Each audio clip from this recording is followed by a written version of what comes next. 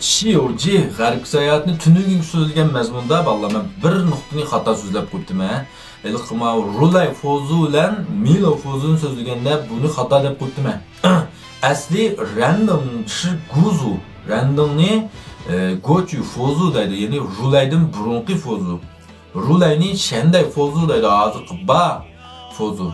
Endi men Milo Fozu iliq yo'g'on qo'saq yechib turdig'ini buni Veylay Fozu deydi, ya'ni kelgusida endi men Rulayning o'rniga chiqdig'ini mashu deydi. Mash mazmunni tunugini xato so'zlab qo'ydim. Apu qilinglar.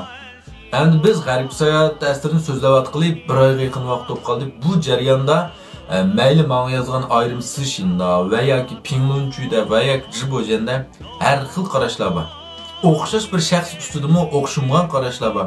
Hatto ziddiyatlik raddiya beradigan qarashlar bor.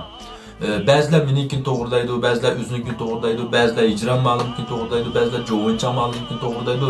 Endi nimishqa mana shunday o'xshash bir asar, o'xshash bir personaj ustida taklif etib berib turibmi? Mushunda qarashlar kelib chiqdi deganda tarixda o'tgan mashhur shaxs, palvon, azmatlar har qandig'ining 3 xil obrazi bor. Birinchi xil obrazi tarixshunoslar tomonidan tarix nomlayib tutilgan tarixiy obrazi, haqiqiy bo'lgan obrazi. Masalan, mush g'arb sayohatimi Tang Tayzonglarning obrazi. Bu amaliy voqea. Yana boshqa asarlardagi masalan Guayuning obrazi deymiz, Wusongning obrazi deymiz. Bu keyin texim ziddiyat kelib chiqdi buningdan.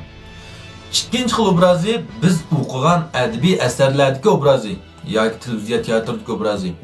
Asos so'zligim shu adabiy asarni asos so'zlayapman. G'arb sayohatning hargiz tarixiy orqa ko'rinishini so'zlamdik. Shunga ba'zilar tarix orqa ko'rinishini asos qo'yib, men yana ziddiyat savollar kelib chiqayotganim bor. Bu keyinchi ma'lumotda 3 parchalik haqida qissa, suv bilan so'zlab qolsak, texim ko'p chiqdi bu. Neni haqlabadi pichig'im bilib turibdi-ku. Hozir 1000 chaqirim nerski mana shu besimni his qilib turibman. Keyinchi 3 parchalik haqida so'zlab qolsak qanday kelib chiqdi? Suv bilan so'zlab qolsak qanday kelib chiqdi? Chunki har ma'lumlarimiz bor. 3 parchalik haqida qissa emas, 3 parchalik amaliy tarixini yodi bildigan. Ash yil, noma, oy, kun Guayuning bo'yidagi qanchalik, eg'irlik qanchalik hammadan tortib deb bera oladigan. Endi bizni mening asosiy so'zlamoqchi bo'lganim adabiy asar. Üçüncü xil obraz bo'lsa, xalq orasidagi obrazi. Masalan, sizlarning o'z ko'nglingizdagi obrazi va yoki mening ko'nglimdagi obrazi har xil.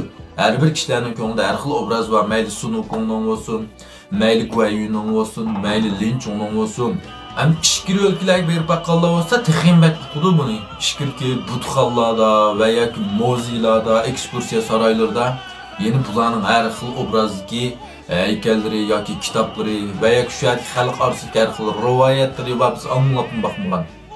Shunga mana 3 xil obraz bo'lg'ashqa, har bir kishining kalasiga obrazlar har xil bo'lg'ashqa, ba'zilar tarixiy obrazdan asos qilib oldi, ba'zilar adabiy asarlik obrazdan asos qilib oldi, ba'zilar o'z kalasiga obrazdan asos qilib oldi. Shunga mana shunday har xil ziddiyatlik, o'xshamgan qarashlarning chiqishi bu normal.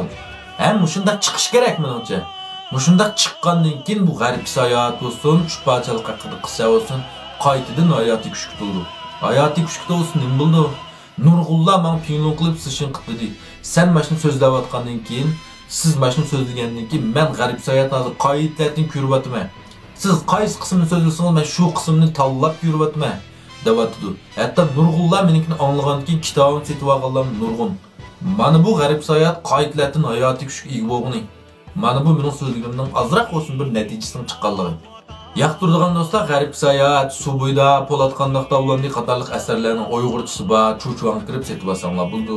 Guanjuq qilmagan do'stlar, guanjuq qo'yinglar. Rahmat.